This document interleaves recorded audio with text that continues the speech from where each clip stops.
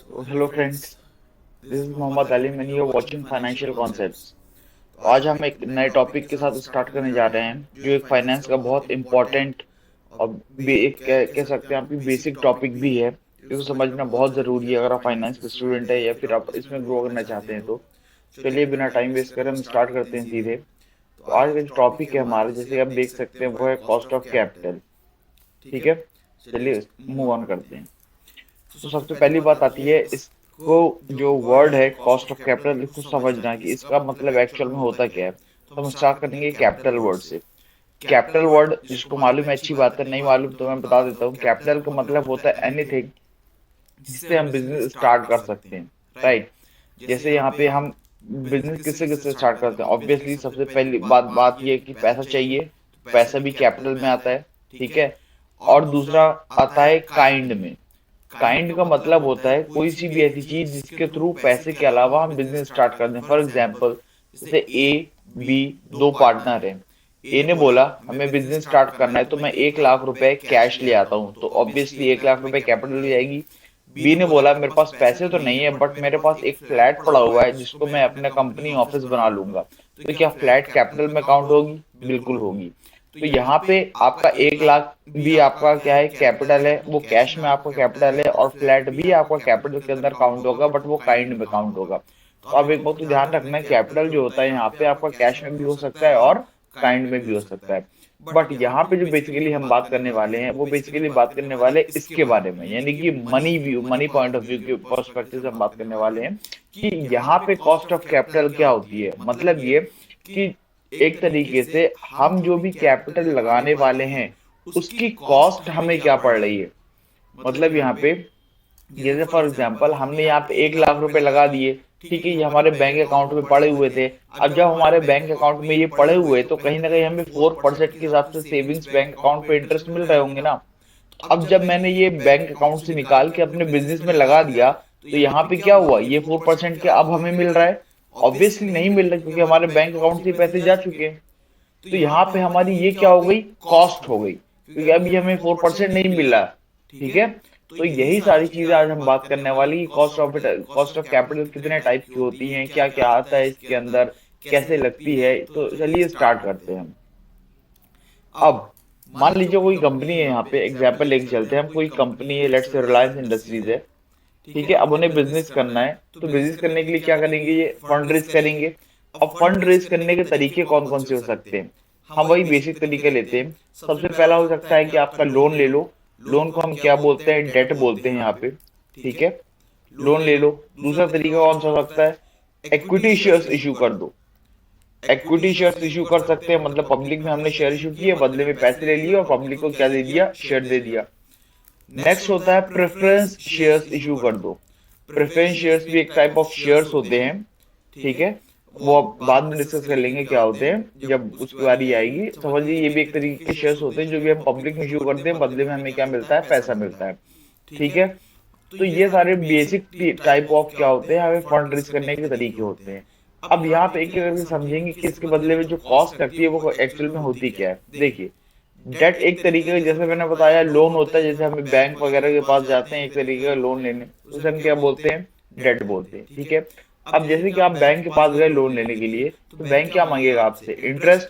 तो लेट से आप बैंक के पास गए और बोला हमें 1 CR का लोन चाहिए। बैंक बोलेगा ठीक है 1 CR का लोन मिल जाएगा, बट उसके बदले में आपको क्या देना पड़ेगा, इंटरेस्ट देना पड़ेगा, लेट से 10% के अराउंड। ठीक है, आपको ये कैपिटल रेज करने के लिए जो 1 CR की कैपिटल रेज करी अपने बिजनेस के लिए, उसको आपको कितना लगा, आपका जो कॉस्ट लगी कितनी लग रही है, 10%। तो ये आपकी हो जाएगी कॉस्ट ऑफ कैपिटल। बात समझ में आ रही है? नाउ इक्विटी शेयर्स की बात करते हैं। अब इक्विटी शेयर्स में कहा आपको लगता है क्या होगी, इसमें तो कोई फिक्स ऐसे इंटरेस्ट रहते नहीं है। तो ध्यान देना, मान लो इक्विटी शेयर्स आपने पब्लिक में इशू करे, लेट से 100 करोड़ के शेयर्स इशू कर दिए पब्लिक में। ठीक है, अब पब्लिक से आपको 100 करोड़ लेने, तो पब्लिक आपको 100 करोड़ दे देगी, बट बदले में उनकी कुछ तो एक्सपेक्टेशंस रहेंगी। जैसे फॉर एग्जांपल आपको पब्लिक ने 100 करोड़ रुपए आपके बिजनेस में लगा दिए, बदले में आपने उनको शेयर दे दिए। अब जिन लोगों ने आपके कंपनी में शेयर लगाए हैं या शेयर्स लिए हैं, उनकी कुछ तो एक्सपेक्टेशन रहेंगी ना कि मार्केट से या फिर हमारी कंपनी हमें 10% का रिटर्न दे एटलीस्ट, या 12% का रिटर्न दे एटलीस्ट, या 13% का return, although it is not compulsory, but एक एक्सपेक्टेशन तो रहती है ना।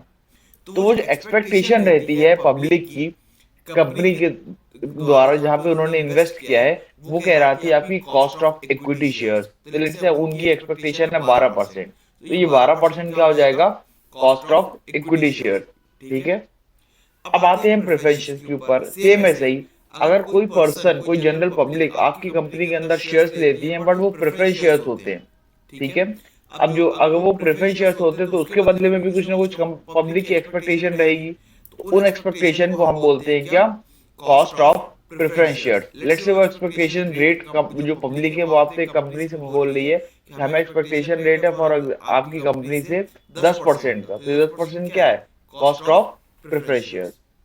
तो बेसिकली अल्टीमेटली बात यहाँ पे ये हुई, कॉस्ट ऑफ कैपिटल का बेसिक मतलब ये होता है कि जहां जहां से भी आप फंड रेज करते हो ना, उन लोगों की कुछ एक्सपेक्टेशन होती है या फिर कुछ फिक्स परसेंटेज होता है जो आपको इन रिटर्न चुकाना होता है वो कैपिटल रेज करने के बदले में, उसे हम बेसिकली क्या बोलते हैं, cost of capital. I hope ये क्लियर हो गया होगा आपको कॉस्ट ऑफ कैपिटल का मतलब होता क्या है। तो देखिए जैसे मैंने बताया कि कॉस्ट ऑफ कैपिटल क्या होती है, आपने अभी जस्ट सीखा। ठीक है ना। तो अब देखिए यहाँ पे वही चीज लिखी हुई है, कहाँ कहाँ से हम पैसे रेज कर सकते हैं। एक तो इक्विटी शेयर्स हो गया, एक हो गया प्रेफरेंस शेयर्स, एक हो गया लोन फ्रॉम फाइनेंशियल इंस्टीट्यूशंस, यानी कि जैसे मैंने बैंक वगैरह बताया। ये दूसरा, ये लास्ट ये लिखा हुआ है कि जो डिबेंचर्स और बॉन्ड्स या फिर अदर इंस्ट्रूमेंट्स हम करते थे, कि डिबेंचर्स और बॉन्ड्स और कुछ नहीं बल्कि क्या होता है, जो भी हम लोन तो लेते हैं बट पब्लिक से लेते हैं। जैसे मैंने वैल्यूएशन ऑफ बॉन्ड्स चैप्टर में आपको बॉन्ड्स बहुत अच्छे तरीके से समझाया हुआ है, बॉन्ड वगैरह क्या होते हैं, डिबेंचर्स क्या होते हैं, तो आप वहां जाके वो वीडियो विजिट कर सकते हैं। ठीक है। बस एक तरीके से इजी लैंग्वेज में समझ लो, डिबेंचर्स या बॉन्ड्स क्या होते हैं, एक तरीके से ऐसे लोन होते हैं जो हम किससे डायरेक्टली इशू करते हैं, पब्लिक से इशू करते हैं, ताकि हमें इंटरेस्ट रेट ज्यादा ना पे करना पड़े। ठीक है ना, एज अ कंपनी के पॉइंट ऑफ व्यू से मैं बता रहा हूँ। तो ये सारे कुछ वेज होते हैं जिसके थ्रू क्या होते हैं, कैपिटल रेज करी जाती है, और इसके बदले में जो पे करना होता है वो चीज क्या कहलाती है, कॉस्ट ऑफ कैपिटल। तो एक एक करके हम डिटेल में सारी चीजें पढ़ेंगे। चलिए हम स्टार्ट करते हैं सबसे पहले, cost of long term debt. Long term debt यानी कि यहाँ पे हम बात करने वाले हैं आपकी लोन्स एंड ऑल की, यानी कि जो अगर हम लोन्स लेते हैं हमारे फंड रेज करने के लिए, लोन्स के थ्रू फंड रेज करते हैं, तो उसके बदले में जो हमें कैपिटल पे ऑफ करनी रहती है, तो उसकी कैलकुलेशन हम कैसे करते हैं, उसकी कॉस्ट ऑफ कैपिटल हम कैसे निकालते हैं। ठीक है। चलिए स्टार्ट करते हैं। अब यहाँ पे पहले हम समझ लेते हैं। देखिए जो डेट होता है आपका, यानी कि डिबेंचर होता है, ठीक है ना, या बॉन्ड समझ लो कुछ भी, डिबेंचर और बॉन्ड हम यहाँ पे दोनों लिख देते हैं। ये आपका जनरली दो टाइप का होता है। कौन कौन से टाइप का देख लेते हैं। एक होता है इररिडीमेबल, इररिडीमेबल, और दूसरा होता है रिडीमेबल। दोनों वर्ड समझेंगे होते क्या है। इररिडीमेबल का मतलब होता है जिसका टाइम पीरियड नहीं होता, मतलब जो परपेचुअल होता है, जो लंबे टाइम तक चलता जाएगा जब तक कंपनी की मर्जी ना हो या जब तक कंपनी खत्म ना हो। फॉर एग्जाम्पल यहाँ पे एक कंपनी है टाटा, ठीक है, टाटा नाम की कंपनी टाटा। अब उन्होंने डिबेंचर इशू करा पब्लिक में।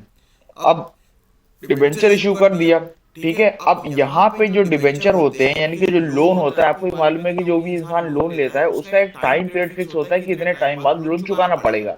बट ये जो इररिडीमेबल डिबेंचर या बॉन्ड होते हैं, इनका कोई टाइम पीरियड फिक्स नहीं होता। इसमें कॉन्टिन्यूअस आपको ईयरली बेसिस पे या फिर हाफ ईयरली बेसिस पे, जैसा कंपनी की पॉलिसी हो उस हिसाब से इंटरेस्ट मिलता जाएगा। बट ये बॉन्ड का ड्यूरेशन आपका हमेशा चलता रहेगा, इसमें कोई टाइम पीरियड फिक्स नहीं है कि 5 साल बाद आपको पूरा लोन चुकाना है, या 10 साल बाद आपको पूरा लोन चुकाना है, या 15 साल बाद आपको पूरा लोन चुकाना है। जो ऐसे लोन होते हैं उसको हम क्या बोलते हैं, इररिडीमेबल डिबेंचर, यानी कि जिसकी कोई रिडीम करने की कोई डेट नहीं होती। रिडीम करने की यानी कि मेच्योरिटी पीरियड जिसका नहीं होता, उसको हम क्या बोलते हैं, इररिडीमेबल डिबेंचर या इररिडीमेबल बॉन्ड। ठीक है।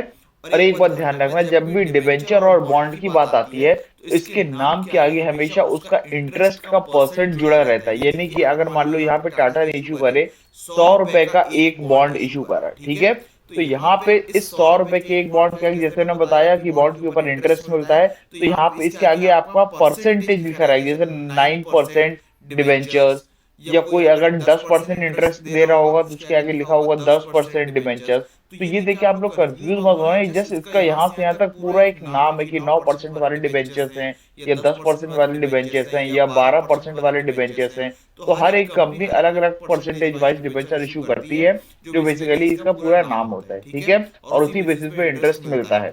तो ये होते हैं आपके इररिडीमेबल डिबेंचर्स। दूसरे होते हैं रिडीमेबल डिबेंचर्स। ऑब्वियसली ये जो होते हैं रिडीमेबल डिबेंचर्स, ये इररिडीमेबल के जस्ट ऑपोजिट होते हैं। ऑपोजिट का मतलब यहाँ पे आपका टाइम पीरियड फिक्स होता है, टाइम पीरियड आपका फिक्स होता है कि मेच्योरिटी पीरियड कब आएगा, यानी कि आपको फुल फ्लेज्ड लोन कब वापस करना है। तो यहाँ पे आपका डेट पहले से फिक्स होती है कि 10 साल तक के लिए लोन लिया है, या 15 साल तक के लिए लोन लिया है, और जैसे ही ये टाइम पीरियड होता है उस टाइम पे पूरी पेमेंट आपको जिससे आपने लोन लिया है उसको पे ऑफ करना रहता है। तो ऐसे डिबेंचर्स और बॉन्ड्स क्या कहलाते हैं, आपके रिडीमेबल डिबेंचर्स या फिर रिडीमेबल बॉन्ड्स, ठीक है। अब यहाँ पे आपको रिडीमेबल और इररिडीमेबल समझ में आ गया होगा क्या होता है दोनों का मतलब। और हाँ, यहाँ पे आपका क्या होता है, कैलकुलेशन करने का तरीका ऑब्वियसली बिल्कुल अलग होता है दोनों का। कैसे हम यहाँ पे इसका इंटरेस्ट कैलकुलेट करेंगे, या फिर कैसे आपका यहाँ पे आपका कॉस्ट ऑफ कैपिटल कैलकुलेट होगी, तो एक एक करके हम समझेंगे दोनों चीजें, ठीक है। चलिए स्टार्ट करते हैं बेसिक से एकदम। सबसे पहले लिखा हुआ है कॉस्ट ऑफ इररिडीमेबल डिबेंचर्स। इसको ध्यान से समझते हैं, इररिडीमेबल डिबेंचर्स यानी कि जहां पे टाइम पीरियड फिक्स नहीं होता, ठीक है। तो यहाँ पे इसका देखिए ये होता है फॉर्मूला। अच्छा, ये जो के डी लिखा है ये इसको ऐसे डिनोट करते हैं, यहाँ पे स्मॉल क्या आएगा उसके बेस पे डी लिखा जाएगा, इसका मतलब होता है कॉस्ट ऑफ डिबेंचर्स, ठीक है, ध्यान रखना कॉस्ट ऑफ डिबेंचर्स। अब यहाँ पे कॉस्ट ऑफ डिबेंचर्स का फॉर्मूला होता है आई 1 - tax rate upon NP net proceeds, या फिर इसे हम कहीं ना कहीं मार्केट प्राइस भी कहीं कहीं बोला जाता है, आगे हम देख लेंगे कैसे क्या करना है, ठीक है। अब इसको समझने पहले ये फॉर्मूला क्यों, ये क्या है। अब देखो, जैसा आप सबको मालूम है कि जो भी लोन होता है उसके ऊपर हमें इंटरेस्ट पे ही करना रहता है, irrespective of the fact that company को प्रॉफिट हुआ है या फिर लॉस हुआ है। मतलब जैसे आप बैंक में गए, अब बैंक वाले क्या बोले, बैंक से आपने बोला कि 1 करोड़ का लोन दे दो, बैंक वालों ने दे दिया। अब क्या आपसे बैंक वाला बोलेगा कि अगर प्रॉफिट हो तो हमें पैसा हमारा इंटरेस्ट दे देना, वरना अगर लॉस हो तो हम मत देना? बिल्कुल नहीं बोलेगा। वो बोलेगा आपको प्रॉफिट हो लॉस हो ये हमसे मतलब नहीं, हमको हमारा इंटरेस्ट अलोंग विथ प्रिंसिपल चाहिए ही चाहिए। बात समझ में आ रही है। तो जब ऐसा केस रहता है कि जहां पे आपका पेमेंट यानी कि जहां पे आपकी कॉस्ट कंपलसरी रहती है कि आपको इंटरेस्ट भी पे करना है अलोंग विथ आपका प्रिंसिपल अमाउंट, तो इस तरीके को बोलते हैं कि वो एक चार्ज है आपकी कंपनी के ऊपर, या आपकी कंपनी के असेट के ऊपर एक चार्ज है। तो याद रखना, जब भी चार्ज कोई चीज होती है ना आपकी कंपनी के ऊपर, तो गवर्नमेंट उस पर एक तरीके का टैक्स बेनिफिट प्रोवाइड करती है। तो जो टैक्स बेनिफिट प्रोवाइड करते हैं, टैक्स बेनिफिट प्रोवाइड करने का मतलब क्या होता है कि वो बोलती है कि पहले आप ये अपना इंटरेस्ट का पेमेंट माइनस कर लो, उसके बाद जो पैसा बचेगा उस पे आप हमें टैक्स दे देना। देखो जनरली क्या होता है, जैसे कि अगर मैं आपको यहाँ पे बताऊं कि जैसे आपने ये टेबल पहले देखी होगी, सेल्स माइनस हम वेरिएबल कॉस्ट करते हैं, हमारा क्या आता है बोलो, देखिए कंट्रीब्यूशन आता है, ठीक है। कंट्रीब्यूशन में से हम माइनस करते हैं अपना फिक्स कॉस्ट, हमारा क्या आता है, ईबीआईटी आता है, earnings before interest and tax. अब ये अर्निंग्स तो है, तो गवर्नमेंट बोलेगी क्या इसके ऊपर हमें टैक्स दे दो, अर्निंग्स तो है। तो गवर्नमेंट इसके ऊपर टैक्स नहीं मांगती। क्यों नहीं मांगती है? क्योंकि बोलती है यहाँ पे आपका एक कंपलसरी पेमेंट बचा हुआ है। कौन सा कंपलसरी पेमेंट? इंटरेस्ट का, जो आपको हर हाल में वापस करना है, भले चाहे आपका प्रॉफिट हुआ है लॉस हुआ है। तो गवर्नमेंट आपको यहाँ पे एक सहूलत दे देती है, एक तरीके से आपको सब्सिडी दे देती है कि चलो अभी टैक्स मत दो, पहले आपका ये जो एक्सपेंस जो आपका लगने ही वाला है, ये जो आपने डेट लिया हुआ है, इसको माइनस कर लो। तो मान लो आपको यहाँ पे कुछ भी आपको इंटरेस्ट के फॉर्म में अगर पेमेंट करना है तो वो माइनस कर लो, फिर क्या आएगा आपका ईबीटी, अर्निंग्स बिफोर टैक्स। अब गवर्नमेंट बोलती है कि अब जो भी आपका अमाउंट आया है, जो भी आपकी अर्निंग्स आई है, इसके ऊपर हमें टैक्स दे दो। बात समझ में आ रही है? तो देखो यहाँ पे टैक्स किसके ऊपर लगा, ईबीआईटी के ऊपर नहीं लगा, यानी कि जो आपका इंटरेस्ट फैक्टर जो था इसमें से अभी माइनस नहीं था। अगर इस पे आपका लगा देती तो बताइए आपको दो दो तरीके के नुकसान हो जाते हैं ना। आपको टैक्स भी भरना पड़ता और उसके बाद आपको लॉस वगैरह जो भी हो जाता उसके बाद आपको इंटरेस्ट भरना पड़ता। तो गवर्नमेंट ने क्या बोला कि ईबीआईटी आपका आ गया है, अब उसमें से इंटरेस्ट माइनस कर लो, ठीक है ना। और उसके बाद अगर कुछ पैसा इनकम के फॉर्म में बचेगा, ठीक है, तो क्या माइनस कर लेना, टैक्स। देखो इसको आपको मैं नंबर के फॉर्म में लेकर समझाता हूँ, ज्यादा अच्छे से समझ में आएगा, ठीक है। देखो इसको पहले रब कर देता हूँ, ज्यादा समझ में आएगा। देखो पॉइंटर ऑप्शन इरेजर, ठीक है।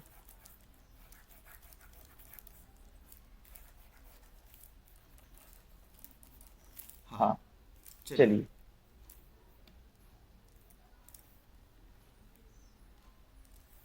देखो यहाँ पे हमने लिया सेल्स, हाँ यहाँ पे हमने लिए सेल्स, यहाँ पे हमने लिए वेरिएबल कॉस्ट, क्या आया था हमारा, कंट्रीब्यूशन आया था, ठीक है। नेक्स्ट हम माइनस करेंगे फिक्स कॉस्ट, हमारा क्या आया था, ईबीआईटी आया था। नेक्स्ट हम माइनस करेंगे यहाँ पे क्या, इंटरेस्ट, ठीक है। तो हमारा क्या आया था, ईबीटी, ठीक है। और इसके ऊपर हमारा लगा था क्या, टैक्स। अब देखो यहाँ पे मान लो सेल्स हमारी हुई 150 सीआर की, यहाँ पे ये फिगर्स आपके सीआर में, ठीक है। 150 करोड़ की सेल्स हुई। वेरिएबल कॉस्ट हमने माइनस कर लिया, मान लो 50 करोड़, ठीक है। हमारा कंट्रीब्यूशन कितना आएगा, 100 करोड़ का। फिक्स कॉस्ट हमने माइनस की, लेट से फिक्स कॉस्ट माइनस मान लो 70 करोड़ की। अब ईबीटी आ गया हमारा कितना, ईवीआईटी आ गया सॉरी 30 करोड़ का, ठीक है। अब मान लो गवर्नमेंट का जो टैक्स है, ठीक है, अब मान लो यहाँ पे गवर्नमेंट का टैक्स जो है वो कितना है, 50%। गवर्नमेंट बोलती है कि हमें 50% टैक्स होता है, एग्जाम्पल ले रहे हैं, ठीक है। टैक्स रेट आपका है 50%। और जो इतना भी आपने लोन लिया था वो इंटरेस्ट आपका बैठ रहा था, मान लो 20 करोड़ का इंटरेस्ट बैठ रहा था। बात समझना ध्यान से, ठीक है ना। 20 करोड़ क्या है, आपका इंटरेस्ट जो आपको पे ऑफ करना है, और टैक्स कितना बनना है आपका, 50%। अब अगर मान लो गवर्नमेंट आपका इस पे टैक्स लगा देती, मान ध्यान सुनना, ईबीआईटी पे टैक्स लगा देती, तो आपको यहाँ पे इसका 50% क्या हुआ, 15। तो ये 15 माइनस करते तो आप बचता कितना, 15 करोड़ बचा।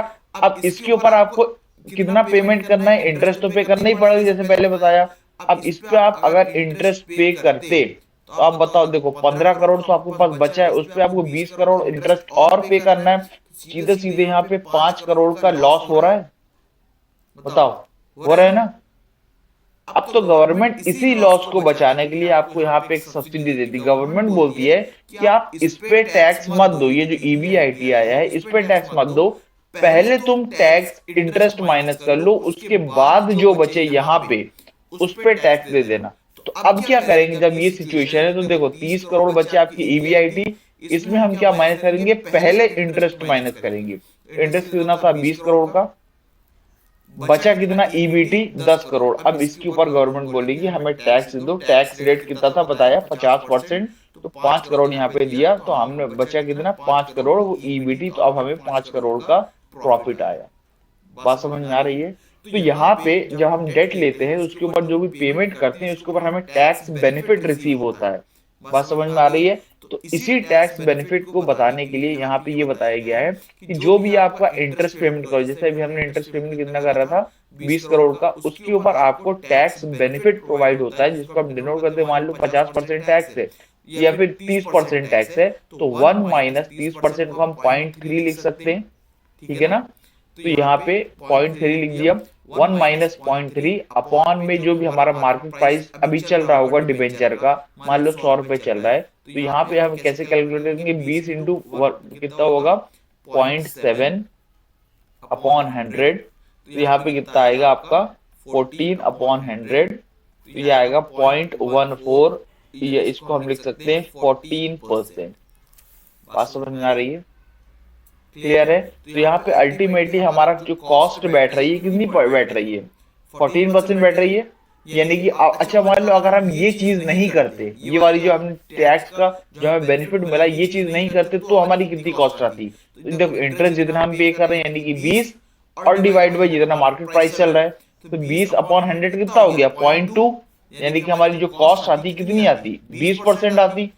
अगर हम टैक्स का बेनिफिट नहीं अवेल कर रहे होते तो हमारी कॉस्ट आ रही होती 20%।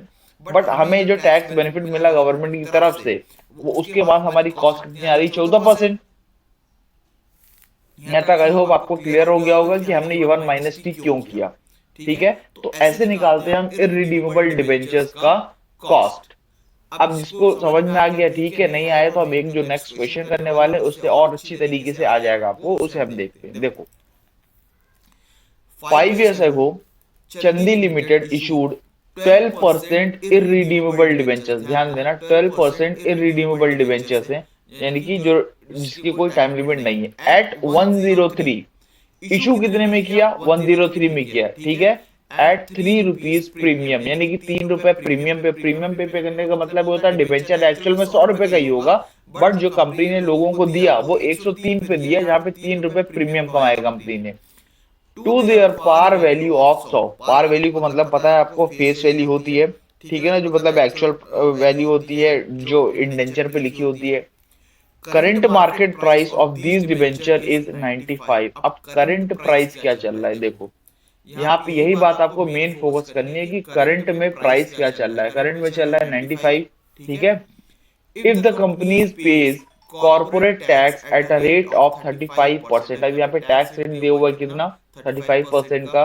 Calculate its current cost of debenture capital. अब यहाँ पे हमें क्या कैलकुलेट करना है, डिबेंचर कैपिटल की कॉस्ट। तो यहाँ पे देखिए सिंपल सा फॉर्मूला लगाना है, कुछ और नहीं करना आपको। के डी पता है क्या होता है, के डी क्या होता है, आई इंटू 1 - T अपॉन में क्या करते हैं हम, एनपी। एनपी का मतलब होता है नेट प्रोसीड्स, और इसको हम मार्केट प्राइस लिख सकते हैं, हमें जो भी निकालना है, ठीक है। आई इंटरेस्ट हमारा कितना है, इंटरेस्ट देखो एक बात ध्यान रखना, इंटरेस्ट वही निकलेगा जैसे मैंने बताया था, डिबेंचर्स के आगे लिखा रहता है इंटरेस्ट का परसेंट। कितना लिखा हुआ है, 12% इररिडीमेबल डिबेंचर, यानी कि इंटरेस्ट कितना बन रहा है, 12%। अब बात आती है 12% किस पे, 103 पे, या 3 रुपए पे, या 100 पे, या 95 पे, किस पे देना है 12%। तो आप लोग ध्यान रखना, जो भी इंटरेस्ट रेट होता है वो हमेशा दिया जाता है फेस वैल्यू पे या फिर पार वैल्यू पे, यानी कि जो उसकी ओरिजिनल वैल्यू होती है डिबेंचर्स की, उस पे हमेशा दिया जाता है। तो जब आप जो 12% निकालोगे ना, ये 100 रुपए पे निकलेगा, ध्यान देना, ठीक है। तो 100 रुपए का 12% कितना आया, 12 रुपए ही आएगा। इंटू 1 - T, 1 - टैक्स रेट कितना है, 35%। 35% को हम लिख सकते हैं 0.35। अपॉन में क्या करेंगे, नेट प्रोसीड्स या फिर मार्केट प्राइस। इस टाइम पे मार्केट प्राइस क्या चल रहा है, ये दिया हुआ है 95, इसको हम सीधे डिवाइड कर देंगे 95 से। तो आप इसे का कैलकुलेट करके देख लो कितना आ रहा है, 12 इंटू 0.65, 7.8 डिवाइडेड बाय 12, 95, ठीक है। तो कितना आ रहा है, 8.21। ये आ गया आपका सीधे में आंसर, 8.21 इन परसेंटेज। इजी था, कुछ भी टफ नहीं है, बहुत आसानी से समझ में आ गया। इसको नहीं आया प्लीज वीडियो को रिवाइंड कर लो और फिर आराम से देख लो, कुछ भी टफ नहीं है। रिडीमेबल डिबेंचर्स का कैलकुलेशन, जो इसकी कॉस्ट निकाली हमने वो कैसे निकाली, बहुत इजी है, बहुत आसानी से समझ में आने वाला टॉपिक है, ठीक है। नेक्स्ट, अब हम मूव ऑन करते हैं, हमारे cost of long term debt, वही डिबेंचर्स ही चल रहा है, बट उसका अब हमें करने वाले हैं रिडीमेबल पार्ट, यानी कि जिसपे आपका टाइम पीरियड फिक्स होता है कि इतने टाइम बाद आपको लोन चुकाना है, जो भी आपने बैंक से या फिर कहीं से भी लिया हुआ है वो लोन आपको फुल फ्लेजेड पे ऑफ करना है। उसका वैल्यूएशन हम कैसे करते हैं, 2 मिनट के लिए ये फॉर्मूला आप ध्यान से देखो, पूरा समझ में आएगा क्या लिखा हुआ है। यहाँ पे लिखा हुआ है, देखो एक एक टर्मिनोलॉजी समझते हैं। देखो ये आई इंटू 1 - T तो हम ऑलरेडी समझ चुके हैं, इंटरेस्ट इंटू 1 - टैक्स रेट, इसमें तो आई होप कोई दिक्कत नहीं गई होगी, ठीक है। अब ये आरबी क्या है, आरबी का मतलब होता है रिडम्पशन वैल्यू। रिडम्पशन वैल्यू का मतलब होता है कि कंपनी जितने में प्रॉमिस करती है कि जैसे ही आपका टाइम पीरियड होगा, यानी कि 10 साल का जैसे टाइम पीरियड है कि 10 साल बाद कंपनी ने बोला हम आपके पूरे पैसे चुका देंगे, तो कंपनी साथ में ये भी प्रॉमिस करती है कि 10 साल बाद चुकाएंगे तो, बट किस रेट से वापस करेंगे। मतलब कंपनी ने जब आपसे लोन लिया था तो एक डिबेंचर की कॉस्ट थी, हम मान के चल रहे हैं 100 रुपए, 100 रुपए का एक डिबेंचर मिल रहा था, ठीक है। जैसे ही 10 साल पूरे होंगे, तो कंपनी ने बोला जब ये 10 साल पूरे होंगे हम आपको एक डिबेंचर जो हमने आपसे 100 रुपए का लिया था वो हम आपको वापस करेंगे 110 के हिसाब से। ठीक है, तो उस टाइम डिबेंचर की प्राइस क्या चल रही होगी, 110। तो ये 110 क्या कहलाएगी, आपकी रिडेम्पशन वैल्यू, आरवी। तो ये आरवी आपका क्या है, रिडेम्पशन वैल्यू। बात समझ में आ रही है, क्लियर है। नेक्स्ट, नेट प्रोसीड्स क्या है, नेट प्रोसीड्स और कुछ नहीं, आपकी मार्केट प्राइस है। ठीक है, मार्केट प्राइस से, हाँ, लेकिन एक बात ध्यान रखना, जहां पे आपकी मार्केट प्राइस गिवन नहीं होगी, तो उस टाइम पे ये जो नेट प्रोसीड्स है ना, ये आपकी बन जाएगी जो भी आपकी फेस वैल्यू है, उसी को हम मान के चलेंगे यहाँ पे क्या, आपकी नेट प्रोसीड्स। ये बात ध्यान में रखना, ठीक है। चलिए, अब यहाँ पे ये फॉर्मूला क्यों यूज करेंगे, इस पे हम थोड़ी सी चर्चा कर लेते हैं। देखो, यहाँ पे हमने लिया कि हमें क्या निकालना है, कॉस्ट ऑफ डिबेंचर्स निकालना है, लिख दिया कॉस्ट ऑफ डिबेंचर्स निकालना है। ठीक है, अब यहाँ पे हमने लिया, ऑब्वियसली इंटरेस्ट लेंगे 1 - t। ये तो हमारा, देखो कंपनी के यहाँ पे आप माइंड में ये रखना, हम निकाल क्या रहे हैं, कंपनी का कितना खर्चा बैठ रहा है उस डिबेंचर को इश्यू करने के लिए। तो कॉस्ट ऑफ डिबेंचर वही होता है, कंपनी का कितना खर्चा बैठ रहा है, हम वो निकालने जा रहे हैं। देखो, एक तो इंटरेस्ट का खर्चा बैठेगा ही, जो कंपनी को इंटरेस्ट पे करना है, वो हमने ऐसे कैलकुलेट कर लिया। और कौन सा खर्चा बैठ रहा है, वो अभी हमें देखने की बात है। देखो इधर ध्यान से, अब हमने पता कर लिया कंपनी का और कौन सा खर्चा बैठ रहा है, प्लस, प्लस में क्या आएगा, और जो एक्स्ट्रा खर्चा बैठ रहा है, कौन सा खर्चा। देखो, यहाँ पे जो हमने बात करी थी कि जो 100 रुपए का है, ये कंपनी वापस कितने में कर रही है, 110 में। ध्यान से सुनना, कंपनी 100 रुपए ये चीज कितने में वापस कर रही है, 110 में। तो कंपनी यहाँ पे 10 रुपए और एक्स्ट्रा पे कर रही है। तो जो कंपनी यहाँ पे 10 रुपए और एक्स्ट्रा पे कर रही है, ये भी तो कंपनी का अल्टीमेटली खर्चा ही हुआ ना, भले ही 10 साल बाद पे कर रही है कंपनी, ये भी तो एक्स्ट्रा पे कर रही है। ठीक है ना, तो यहाँ पे जो कंपनी एक्स्ट्रा पे कर रही है, ये भी कंपनी का खर्चा हुआ। तो ये 10 रुपए एक्स्ट्रा हमने कैसे निकाला, देखो ऐसे ही निकाला ना, रिडेम्पशन वैल्यू, रिडेम्पशन वैल्यू कितनी थी, 110, मतलब कंपनी जितने में वापस करने वाली है 110, माइनस, माइनस क्या करेंगे, कंपनी ने जितने में रियल में इशू किया था, रियल में इशू कितने में किया था, 100 रुपए में। तो कंपनी को यहाँ पे एक्स्ट्रा कितना पे करना पड़ा है, 10 रुपए, 110 - 10। लेकिन ये 110 - 10 यानी कि ये जो 10 रुपए है, ये कंपनी कितने टाइम में के बाद पे कर रही है, ऑब्वियसली 10 साल के बाद। तो हमें यहाँ पे तो हर साल का निकालना है ना, ये क्योंकि ये जो हम ये निकालते हैं रेट, ये कॉस्ट ऑफ कैपिटल, ये हर पर ईयर के हिसाब से निकलता है। तो हम यहाँ पे ये देखेंगे, ये 10 रुपए तो एक्स्ट्रा पे कर रही है, बट हर साल का कितना हो रहा है, तो 10 रुपए डिवाइडेड बाई कितने साल बाद, डिवाइड कितने साल बाद पूरा पे ऑफ करना है, तो हर साल का निकल जाएगा। जैसे कि 10 साल बाद पे ऑफ करना है, तो 1 रुपए हर साल एक्स्ट्रा पे कर रही है कंपनी।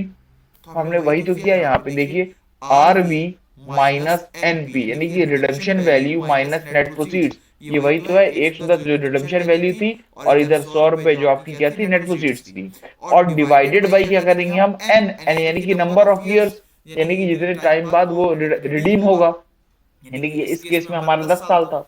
ठीक है, अपॉन में, अपॉन में क्या होगा, जस्ट हमें इसका एवरेज लेना है, और एवरेज हम किसी भी चीज का कैसे लेते हैं, रिडेम्पशन वैल्यू जो भी आपकी है 110, प्लस आपका नेट प्रोसीड जो भी आपकी मार्केट वैल्यू थी, और डिवाइडेड बाय 2।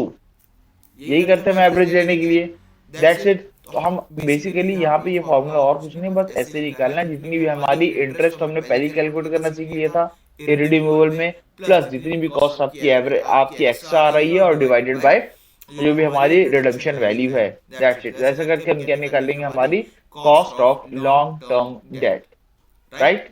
अब इसी से रिलेटेड एक क्वेश्चन कर लेते हैं, तो पूरा क्लियर हो जाएगा हमें कि हमें करना कैसे है। ठीक है, देखो, a company issued 10,000 10% debentures of ₹100 each. एक कंपनी ने इशू करे 10,000, देखो यहाँ पे एक बात ध्यान रखना, 10,000 रुपए नहीं है, ये डिबेंचर, जहां पे भी रुपए लिखा आएगा उसके आगे रुपीज का सिंबल बना हुआ, तो इसके आगे सिंबल ही बना, तो 10,000 नंबर ऑफ डिबेंचर से लोग इसमें कंफ्यूज हो जाते हैं, कंफ्यूज मत होना। A company issued 10,000 10% debentures of ₹100 each, यानी कि एक डिबेंचर 100 रुपए का है, एट पार, पार का मतलब जितने का था उतने में ही इशू कर दिया है। ठीक है, on 1 April 2012 to be matured on, मतलब मैच्योर कब होगा, यानी कि कब पूरा पेमेंट होगा, 1/4/2022 को। इशू किया 2012 में, पेमेंट होगी 2022 में, यानी कि टाइम पीरियड कितना हो गया? सबसे पहली बात तो ये नोट करने वाली है, 10 साल का टाइम पीरियड हो गया पेमेंट करने का, ठीक है। The company wants to know the cost of its existing debt on 1/4/2017। अब कंपनी जानना चाहती है कि उसकी कॉस्ट यानी एग्जिस्टिंग डेट 2017 1 अप्रैल को क्या है, यानी कि कंपनी 5 साल बाद ही बोल रही कि हमें आप तो 5 साल का कैलकुलेट करके बता दो कि यहाँ पे हमारी कॉस्ट क्या बैठ रही है 5 साल में, ठीक है। When the market price of debenture, जब मार्केट प्राइस चल रहा है कितना? 80 रुपए, यानी कि जब आपका 1 अप्रैल 2017 को मार्केट प्राइस कितना चल रहा है? 80 रुपए। ध्यान से देखना। Compute the cost of existing debentures assuming 35% tax rate. अब यहाँ पे हमें क्या करना है? यहाँ पे आपका टैक्स रेट कितना लेना है? दिया हुआ है 35%। अब उसको हमको देखते हुए क्या निकालना है? कॉस्ट ऑफ एग्जिस्टिंग डिबेंचर, ठीक है। टाइम पीरियड ध्यान रखना। देखो अब हमें सबसे पहले तो फॉर्मूला देख लो, फॉर्मूला बन जाना चाहिए। ये क्या होता है? KD is equal to I interest into 1 - tax rate, यही होता है, ध्यान से देखना। प्लस एक्स्ट्रा कॉस्ट क्या लग रही है? Redemption value minus net proceeds upon में क्या? N, number of redemption years, upon में हम लेते हैं average RV plus NP upon 2। यही करा था। अब देख लो, एक एक जस्ट हमें वैल्यू पुट करना और कुछ नहीं। इंटरेस्ट कितना है? इंटरेस्ट देख लेते हैं। देखो यहाँ पे लिखा हुआ है 10%। 10% किस पे? पहले ही बोला था 10% ऑन फेस वैल्यू या पार वैल्यू। तो फेस वैल्यू कितनी दी गई है? 100 रुपए। देखो पार वैल्यू की फेस वैल्यू दी गई है 100 रुपए, तो 100 रुपए का 10% कितना हुआ? 10 ही हुआ, ठीक है। इंटू 1 - क्या करना है? 1 - टैक्स रेट। टैक्स रेट कितना है? 35%। तो इस 35% को हम 0.35 लिख सकते हैं, ठीक है, लिख दिया। Plus redemption value, redemption value कितनी है? रिडम्पशन वैल्यू देखिए दी हुई है क्या? रिडम्पशन वैल्यू दी हुई क्या? नहीं दी हुई। रिडम्पशन वैल्यू नहीं दी हुई, तो जब रिडम्पशन वैल्यू नहीं दी होती तो हम ये मान के चलते हैं कि जितने में इशू किया था उतने में ही वापस करेंगे। यानी कि कंपनी ने बताओ इशू कितने का किया था? 100 रुपए का, ठीक है। अब जब रिडम्पशन वैल्यू क्वेश्चन में नहीं गिवन है तो हम क्या मान के चलेंगे? कंपनी उतने में ही देगी 10 साल के बाद। तो यहाँ पे हम क्या लेंगे? रिडम्पशन वैल्यू 100 ही लेंगे, ठीक है। माइनस मार्केट प्राइस क्या चल रही है? 5 साल बाद देखना है, ठीक है, क्योंकि यहाँ पे क्या बोला है देखो ध्यान से। The company wants to know the cost of its existing debt on 1/4/2017। 2017 में, यानी कि 12 से 17, 5 साल बाद ही पूछ लिया है। तो 5 साल बाद मार्केट प्राइस कितनी दी हुई है? 80, ठीक है। तो 100 माइनस क्या करेंगे हम? 80 डिवाइडेड बाय एन। एन करेंगे एन। अब बताओ यहाँ पे नंबर ऑफ ईयर्स हम क्या लेंगे? ये 10 साल लेंगे या फिर ये जो जब पूछा यानी कि 5 साल बाद पूछा है 5 साल लेंगे? ऑब्वियसली 5 साल ही लेंगे यहाँ पे, जितने टाइम के बाद उसने कॉस्ट पूछी है, ठीक है। तो यहाँ पे हम लेंगे 5 अपॉन, यहाँ पे क्या आएगा? 100 प्लस 80 और इन दोनों का डिवाइड बाय 2। इसे जस्ट सॉल्व कर लेते हैं, कुछ नहीं होगा, ठीक है। चलिए करते हैं। 10 इंटू 0.5 कितना? यहाँ पे आएगा आपका 6.5 प्लस 4, ठीक है, और डिवाइडेड बाय ये 90। तो अब जब इसको आप सॉल्व करोगे यहाँ पे तो कितना आएगा? 10.5 डिवाइडेड बाय 90। हेंस इसका जो सॉल्यूशन बनेगा यहाँ पे क्या बनेगा? 10.5 divide by 90 is equal to 11.6। Answer आएगा 0.116। इसको आप कन्वर्ट करोगे परसेंटेज में तो आएगा 11.6%। I hope this is clear to all. ये समझ में आया होगा, नहीं आया एक बार दोबारा आप वीडियो रिवाइंड करके देख लीजिए, ज्यादा अच्छे से समझ में आ जाएगा। तो आई होप आपको ये डिबेंचर्स वाला पार्ट पूरा क्लियर हो गया होगा कि कैसे हम कॉस्ट ऑफ डिबेंचर्स एक्चुअल में कैलकुलेट करते हैं, चाहे वो रिडीमेबल हो चाहे वो इरिडीमेबल हो। अब हम स्टार्ट करने वाले हैं अपना नया टॉपिक। जो नया तरीका होता है फंड रेज करने का वो होता है आपका प्रेफरेंस शेयर्स। तो अब प्रेफरेंस शेयर्स की कॉस्ट कैसे निकाली जाती है वो हम देखते हैं। उससे पहले हम समझ लेते हैं प्रेफरेंस शेयर्स एक्चुअल में होते क्या हैं। जिसको नहीं पता प्रेफरेंस शेयर्स क्या होते हैं उसके बारे में थोड़ा सा जान लेते हैं, उसके बाद हम स्टार्ट करेंगे कि इसकी कॉस्ट कैसे निकाली जाती है, ठीक है। देखिए, अब देखो शेयर्स जनरली दो टाइप के होते हैं जो मार्केट में इशू किए जाते हैं, ठीक है। इंडिया में 2 टाइप के होते हैं, बाहर तो बहुत सारे टाइप के होते हैं, उसकी बात नहीं करेंगे। पहले हम बात करते हैं यहाँ जनरली, यहाँ पे मेजरली हर जगह इक्विटी शेयर ही चलते हैं, बट कुछ कंपनीज, बड़ी कंपनीज ऐसी होती हैं जो प्रेफरेंस शेयर्स भी इशू करती हैं। अब इक्विटी और प्रेफरेंस में हम समझ लेते हैं डिफरेंस क्या होता है। पहले यहाँ पे हम प्रेफरेंस लिखते हैं, यहाँ पे हम लिखते हैं इक्विटी शेयर्स, ठीक है। देखो इक्विटी शेयर जो 95% मार्केट में फ्लो करते हैं, जो आप स्टॉक मार्केट के अंदर देखते हो ट्रेडिंग जो होती रहती है, वो जनरली किसकी होती है? इक्विटी शेयर्स की होती है, ठीक है ना। जहाँ पे एक शेयर खरीदा बेचा जाता है, जो जनरली लोग आपस में ट्रेड करते हैं। अब इक्विटी शेयर्स उस टाइप के शेयर्स होते हैं जहाँ पे अगर आपने कंपनी में पैसे लगाए हैं, इन्वेस्ट किए हैं, तो अगर कंपनी को लॉस हो रहा है तो आपको भी लॉस होगा, और कंपनी को प्रॉफिट हो रहा है तो आपको भी प्रॉफिट होगा। मतलब क्या हुआ, और डिटेल में समझो। देखो लेट्स से इक्विटी शेयर समझा रहा हूँ। लेट्स से अगर मान लो कंपनी है कोई, ठीक है। अब इस कंपनी में आपने 100 रुपए का शेयर लिया हुआ है, ठीक है, रुपीज 100 रुपए का एक शेयर लिया हुआ है।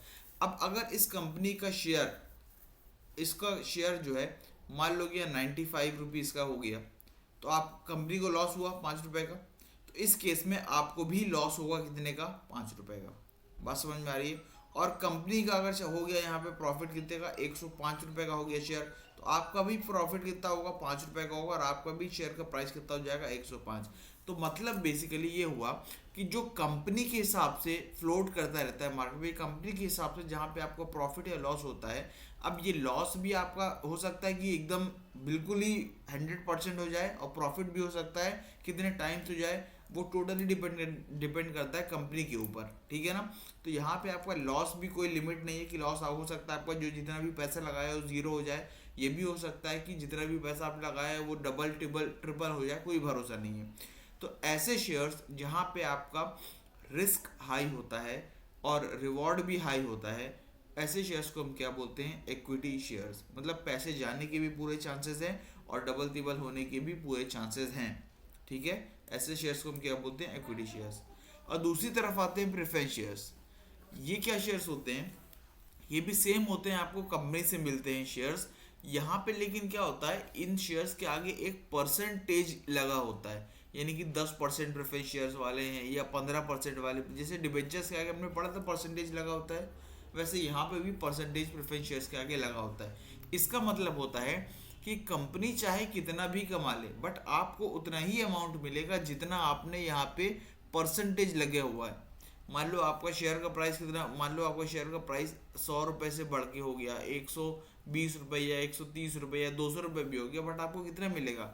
जितना आपने लगाया है ना उसका 10%, या फिर अब जितने का प्रेफरेंस शेयर यानी कि 15% वाले प्रेफरेंस शेयर्स हैं तो सिर्फ 15%, यानी कि यहाँ पे आपका अमाउंट क्या है?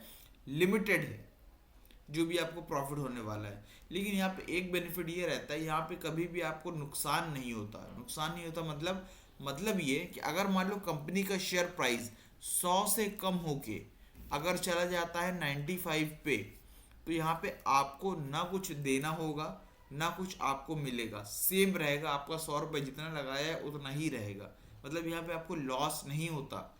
तो मतलब ये हुआ प्रेफरेंस शेयर्स का। ऐसे ऐसे शेयर्स जो आप कंपनी में लेते हो जहाँ पे आपको लॉस तो नहीं होता, बट अगर कंपनी को लॉस हो रहा है तो आपको कुछ मिलेगा भी नहीं। लेकिन हाँ, अगर यहाँ पे कंपनी को चाहे जितना प्रॉफिट हो जाए, बट आपका जो प्रॉफिट अमाउंट है वो एक लिमिट तक ही फिक्स रहेगा, ठीक है। तो यहाँ पे जैसे कि रिस्क आपका कम है, तो यहाँ पे आपका रिवॉर्ड भी लिमिटेड ही रहेगा। वहीं दूसरी तरफ इक्विटी शेयर्स की बात करें तो वहाँ पे जो रिस्क ज़्यादा है क्योंकि आपके पैसे डूबने के पूरे चांसेस रहते हैं, वहीं पे आपका रिवॉर्ड भी अनलिमिटेड हो सकता है इक्विटी शेयर्स में, ठीक है। तो हम यहाँ पे जो कैलकुलेट करने वाले हैं वो करने वाले हैं कॉस्ट ऑफ प्रेफरेंस शेयर्स। मतलब अगर कंपनी प्रेफरेंस शेयर्स के फॉर्म में शेयर्स इशू करती है और उसके बदले में लोगों से पैसा लेती है, तो उसकी कॉस्ट जो निकाली जाती है वो कैसे निकाली जाती है? देखिए, जैसा अभी हमने पढ़ा पिछले टॉपिक में डिबेंचर्स में, जो डेट का हमने कॉस्ट निकाली रिडीमेबल और इरिडीमेबल की, same as it is preference shares में होता है, कुछ भी डिफरेंस नहीं होता। मतलब कि यहाँ पे हमने पढ़ा पिछले वाले में क्या पढ़ा था, रिडीमेबल और इरिडीमेबल दो होते हैं, रिडीमेबल और इरिडीमेबल दो टाइप के होते हैं।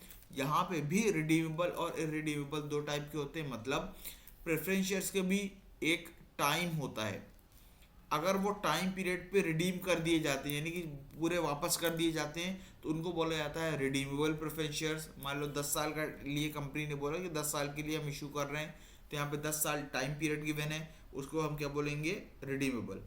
और अगर मान लो 10 साल का टाइम पीरियड नहीं गिवन है, वो परपेचुअल है, वो चलता ही रहेगा, उसको हम क्या बोलते हैं, इररिडीमेबल प्रेफरेंस शेयर्स। ठीक है। अब जैसे कि आपने यहाँ पे मतलब सेम है, वैसे ही कैलकुलेट करने का तरीका भी बिल्कुल बिल्कुल सेम है। पहले यहाँ पे जैसे क्या लिखा हुआ है, cost of redeemable preference shares. देख लीजिए ये जो फॉर्मूला उससे बिल्कुल मैच करता हुआ है, ये देखो। बस यहाँ पे एक ही डिफरेंस है, वहां पे हमने लिया था I1 - T लिया था, यहाँ पे I1 - T ना लेके यहाँ पे क्या दिया हुआ है, प्रेफरेंस डिविडेंड। अब इन दोनों में डिफरेंस समझ लो, बस इतना सा समझ लोगे पूरा प्रेफरेंस शेयर्स की कॉस्ट समझ में आ जाएगी। देखो वहां पे हमने पहले उसकी बात करते जो डिबेंचर्स में था, वहां पे क्या था, I1 - T था। वहां पे आई का क्यों लिया था, क्योंकि इंटरेस्ट पे ऑफ करना था, बिल्कुल ठीक। ये क्यों लिया था 1 - T, 1 - T इसलिए लिया था क्योंकि वहां पे हमें टैक्स के ऊपर बेनिफिट मिलने वाला था। टैक्स का बेनिफिट मिलने वाला था किसके ऊपर, इंटरेस्ट फैक्टर के ऊपर, क्योंकि इंटरेस्ट हमारा पे करना ही करना है। बात समझ में आ रही है, चाहे आपको प्रॉफिट हो चाहे लॉस हो, इंटरेस्ट पे करना ही करना था। इसके ऊपर गवर्नमेंट क्या बोलती है, इसलिए चलो आप टैक्स का बेनिफिट ले लो। बट यहाँ पे ऐसा नहीं है प्रेफरेंस शेयर्स के अंदर। यहाँ पे जो आप बदले में ये जो परसेंटेज देने वाले हो ना, ये 10%, 15%, यहाँ पे ऐसा नहीं है। यहाँ पे कहने का मतलब ये है कि अगर मान लो आपने कंपनी में प्रेफरेंस शेयर्स के फॉर्म में पैसा इन्वेस्ट करा हुआ है, तो यहाँ पे आपको पैसा तभी चुकाना है जब आपको प्रॉफिट हो। अगर आपको लॉस होता है एज अ कंपनी, तो आपको पैसा देने की शेयर होल्डर्स को कोई ज़रूरत नहीं है, ये बात ध्यान रखना। तो यहाँ पे आपके ऊपर एक चार्ज नहीं बन रहा है। चार्ज बनने का मतलब आपको कंपलसरी पैसा चुकाना है। तो यहाँ पे आपको कंपलसरी चुकाने को तो बोला नहीं, आपको क्या बोला है कि अगर मान लो कंपनी को प्रॉफिट होता है तो पैसे चुका देना, नहीं होता तो मत चुकाना, दैट्स इट। ठीक है ना। तो यहाँ पे कंपनी के ऊपर एक लाइबिलिटी, एक चार्ज नहीं बन रहा कि हर हालत में आपको पैसे चुकाने, इसलिए यहाँ पे टैक्स बेनिफिट नहीं मिलता।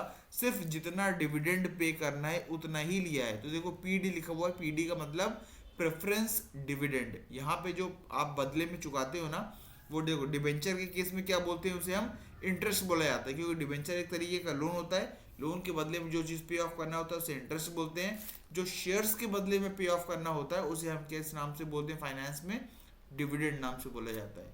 एक बात ध्यान रखना, ठीक है ना। तो यहाँ पे हम क्या बोलेंगे, प्रेफरेंस डिविडेंड। अब प्रेफरेंस डिविडेंड लिया, प्लस उसकी भी एक रिडम्पशन वैल्यू होती है। रिडम्पशन वैल्यू जैसे मैंने समझाया था क्या होता है, ठीक है, जो एट द एंड यानी कि जो मैच्योरिटी पीरियड में आपको एक हायर अमाउंट मिलता है, जहाँ पे कंपनी आपको पे ऑफ करने का वादा कर दी। जैसे 100 रुपये का आपका प्रेफरेंस शेयर्स लिया, अब कंपनी ने बोला 10 साल बाद हम पे ऑफ करेंगे 110 में, तो यहाँ पे आपको बता ये क्या हो गई, आपकी रिडम्पशन वैल्यू। ठीक है। Minus net proceeds, net proceeds बता दिया था क्या है ऑलरेडी, आपको जो भी मार्केट प्राइस चल रही होती है, डिवाइडेड बाय एन। एन क्या है आपका, जितने नंबर ऑफ टाइम पीरियड जितना होता है, जितने टाइम के लिए बाद वो रिडीम होता है। अब ये किस लिए, ये एवरेज लगाने के लिए। सेम एज इट इज हो गया। देख लो एक क्वेश्चन से और अच्छे समझ में आ जाएगा। जेनिथ लिमिटेड इशूज 1000, ये देखो 1000 नंबर है, फिर से बता रहा हूँ, ठीक है, इससे आगे रुपीज नहीं लगा है। 1000 10% preference shares of ₹100 each. 1000 preference shares कितने परसेंट वाले, 10% वाले इशू करे। हर एक शेयर की वैल्यू कितनी थी, 100 रुपये, मतलब हर एक प्रेफरेंस शेयर 100 रुपये का था। एट 96 ईच, इसका मतलब क्या हुआ, मतलब 100 रुपये का तो था, बट इशू कितने में करा गया वो मैटर करता है। कितने में इशू करा गया, 96 में इशू करा गया। बात समझना, ठीक है। The company proposes to redeem the preference shares at the end of 10th year. अब कंपनी ने क्या बोला, रिडीम कब करेंगे, 10th ईयर के बाद। तो ये 10th ईयर क्या हो गया, 10 साल क्या होगा आपका, एन हो गया। Calculate the cost of preference share, simple है। तो आपको फॉर्मूला मालूम है, ये बताया अभी। सबसे पहले हम कर लेते हैं पीडी, यानी कि प्रेफरेंस डिविडेंड। प्रेफरेंस डिविडेंड कैसे निकालेंगे, देखो प्रेफरेंस डिविडेंड का ये रेट कितना है, 10%। 10% किस पे, जितने का शेयर ओरिजिनली था, मार्केट में कितने का दिया उससे कुछ मतलब नहीं है, था कितने का वो मैटर करता है। 100 रुपये का था, तो 100 रुपये का 10% निकालो, कितना होगा, 10 होगा। क्लियर है। अब इसमें टैक्स रेट जैसा कुछ भी नहीं है, प्लस और कितना एक्स्ट्रा लग रहा है। अब यहाँ पे जैसे बताओ रिडीमेबल वैल्यू दी है क्या, पूरे क्वेश्चन को ध्यान से देखो, रिडीमेबल वैल्यू दी है क्या, रिडम्पशन वैल्यू नहीं दी हुई। तो इस केस में जितने का इशू करा गया था उसी को ही हम क्या बोलेंगे, जितने की पार वैल्यू थी उसी को हम क्या लेंगे, पार वैल्यू को ही क्या मानेंगे, रिडम्पशन वैल्यू मानेंगे। तो बताओ शेयर कितने का था, 100 रुपये का था, तो इसको हम क्या मानेंगे, रिडम्पशन वैल्यू भी कितनी होगी, 100 रुपये होगी। एनपी, ये एनपी, एनपी क्या बोलते हैं हम, एनपी क्या होता है, मार्केट वैल्यू, जितने का उस टाइम पे इशू हुआ, कितना मार्केट वैल्यू 96 का इशू हुआ था, ये 96 ले लिया।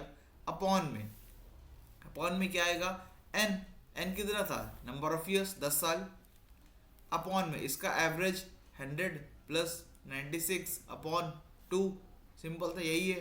तो यहाँ पे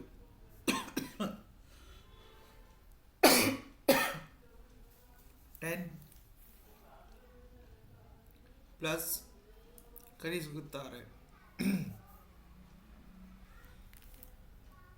0.4, ठीक है, अपॉन 100 प्लस 96 डिवाइड बाई 2 कितना आएगा, कर लेते हैं 100 प्लस 96 डिवाइड बाई 2, 98 आ रहा है, ठीक है। तो अब यहाँ पे करेंगे कितना आएगा, इसको इधर ले आओ, ठीक है, कितना आएगा 10.4 डिवाइडेड बाय 98, ठीक है, 98 कितना आया 10.4 डिवाइडेड बाय 98, आपका आ रहा है यहाँ पे 0.106, इसको परसेंटेज में आप कन्वर्ट करेंगे तो आएगा 10.6%। आई होप ये क्लियर हो गया होगा कि cost of preference shares redeemable preference shares हम कैसे निकालते हैं, ठीक है ना, बिल्कुल एग्जैक्ट आपका डिविडेंड जैसा ही था ये पूरा टॉपिक। नेक्स्ट मूव ऑन कर जाते हैं इरिडीमेबल, ये भी बिल्कुल आपका डिविडेंड उसके डिबेंचर जैसा ही है, सेम। देख लो इसका फॉर्मूला क्या है, K P is equal to P D upon P zero. यहाँ पे देखो कॉस्ट ऑफ प्रेफरेंस शेयर्स लिखा हुआ है, कैसे निकालना है, पी डी यानी कि प्रेफरेंस डिविडेंड जो आपको रियल में पे ऑफ करना है, अपॉन में पी जीरो, ये और कुछ नहीं, आप इसको एनपी भी बोल सकते हो यानी कि नेट प्रोसीड्स, और इसे हम बोल सकते हैं मार्केट प्राइस भी बोल सकते हैं, और कुछ नहीं है, कुछ भी डिफरेंस नहीं है। बस यहाँ पे देखो, यहाँ पे वही जो मैंने केस बताया था, यहाँ पे टैक्स बेनिफिट नहीं मिल रहा, इसलिए हमने यहाँ पे 1 - t नहीं लिखा जो हमने डिबेंचर्स के केस में लिखा था। बाकी पूरी चीज़ एग्जैक्टली सेम है, प्रेफरेंस डिविडेंड लेंगे, अपॉन में एनपी या एमपी लेंगे, सेम है। क्वेश्चन कर लेते हैं इसका, if Synergy Incorporation is issuing preferred stock at ₹100 पर शेयर, 100 पर शेयर का स्टॉक है preference, with stated dividend of 12%, dividend कितना है 12% का डिविडेंड देने वाले, and a flotation cost of 2%, ये बात यहाँ पे नहीं आई है, फ्लोटेशन कॉस्ट क्या होता है समझाते हैं। Calculate the cost of preference shares, आपको cost of preference shares calculate करनी है, सब चीज़ आपका देखा हुआ है, बस एक टर्म यहाँ पे नया आया है, फ्लोटेशन कॉस्ट। देखो फ्लोटेशन कॉस्ट कौन सी कॉस्ट होती है, फ्लोटेशन कॉस्ट वो भी एक कंपनी का खर्चा ही होता है, लेकिन वो खर्चा तब होता है जब कंपनी को कुछ इशू करना होता है ना, किसी टाइप ऑफ सिक्योरिटी, यानी कि अगर शेयर्स इशू करना है, डिबेंचर इशू करना है, जो कंपनी का एक्स्ट्रा कॉस्ट आती है उसे हम क्या बोलते हैं, फ्लोटेशन कॉस्ट। तो यहाँ पे कंपनी की 2% एक्स्ट्रा कॉस्ट लग गई, बात समझना, तो ये भी अल्टीमेटली कंपनी का कहीं ना कहीं खर्चा ही हुआ ना, बात समझ में आ रही है, ठीक है। चलिए तो अब यहाँ पे फॉर्मूला हमने देख लिया क्या है, केपी यानी कि cost of preference shares is equal to preference dividend. Preference dividend कैसे निकालेंगे, 12% देना है, किस पे 12%, जितने का आपका ये शेयर था, कितने का था शेयर 100 रुपये का, तो इस पे 100 रुपये 12% कितना आएगा, 12 ही आएगा। अपॉन में क्या लेंगे हम, देखो जनरली यहाँ पे और कोई मार्केट प्राइस वगैरह नहीं दी हुई ना, तो यहाँ पे हम क्या लेंगे, जो भी आपने जितने का भी ये आपका ये था ना पार वैल्यू या फेस वैल्यू, उसी को हम क्या ले लेंगे, यहाँ पे आपका नेट प्रोसीड्स या फिर मार्केट प्राइस ले लेंगे कि इतने का ही चल रहा होगा, ठीक है। अब देखो ये चीज़ जो है ना, ये जो मैंने बताया नेट प्रोसीड्स या मार्केट वैल्यू या मार्केट प्राइस, ठीक है, ये आपका क्वेश्चन के हिसाब से वेरिएट करता रहेगा, तो इसमें कन्फ्यूज मत होना, ठीक है। देखो जैसे मैंने बताया, अगर मार्केट प्राइस दिया हुआ है तो मार्केट प्राइस ले लो, नहीं दिया तो आपको क्या लेना पड़ेगा, वो आपका इशू प्राइस यानी कि जितने का वो नॉर्मल में था उतने का लेना पड़ेगा, ठीक है। रिडम्पशन वैल्यू के साथ भी यही केस है, अगर रिडम्पशन वैल्यू दी है तो रिडम्पशन वैल्यू लेंगे, और अगर नहीं दी तो ओरिजिनल कितने का था, यानी कि 100 रुपये का जनरली होता है, तो हम 100 रुपये ही लेंगे। ठीक है ना, ध्यान रखना। अब यहाँ पे हम 100 रुपये तो लेंगे, लेकिन 100 रुपये की आपका ये चीज रियल में 100 रुपये की नहीं थी, बात समझना। 100 रुपये में हमारी 2 रुपये एडिशनल कॉस्ट लगी ना एक। ठीक है, तो यहाँ पे जो रियल थी हमारी कितने की थी ये, बोलो कितने की थी? 2 रुपये एक्स्ट्रा और माइनस करेंगे हम यहाँ पे, क्योंकि 2 रुपये और हमारे एक्स्ट्रा कॉस्ट लगी ना। तो अल्टीमेटली क्या हम ये बोल सकते हैं कि हमने जो 100 रुपये की चीज़ थी वो कितने में कम में इशू करी? 98 में, क्योंकि 2 रुपये और एक्स्ट्रा लग गए ना हमारे। ठीक है, 2 रुपये का नुकसान हो गया, इसलिए हमने कितने में रियल में लोगों को दी? 98 का। तो सिंपल है, 12 डिवाइडेड बाई 98 कितना आया? 0.122 आ रहा है, 0.122, यानी कि इसको हम बोल देंगे 12.2%। That's it. तो यहाँ तक आपका cost of preference shares complete हो गया। अब यहाँ तक आपका कॉस्ट ऑफ डिबेंचर पढ़ लिया हमने, कॉस्ट ऑफ प्रेफरेंस शेयर पढ़ लिया। अब जो आपका दूसरा इसके बाद का टॉपिक है कॉस्ट ऑफ इक्विटी, वो हमारा अलग अपने आप में ही एक बहुत बड़ा टॉपिक है, जिसके अंदर 5 अलग अलग मेथड्स हैं, उसको हम अलग वाली वीडियो में कवर अप करेंगे। तो यहाँ तक आई होप आपको समझ में आ गया है। वीडियो अच्छी लगी तो प्लीज़ इसे सब्सक्राइब करें, चैनल को लाइक शेयर करना ना भूलें। Thank you so much.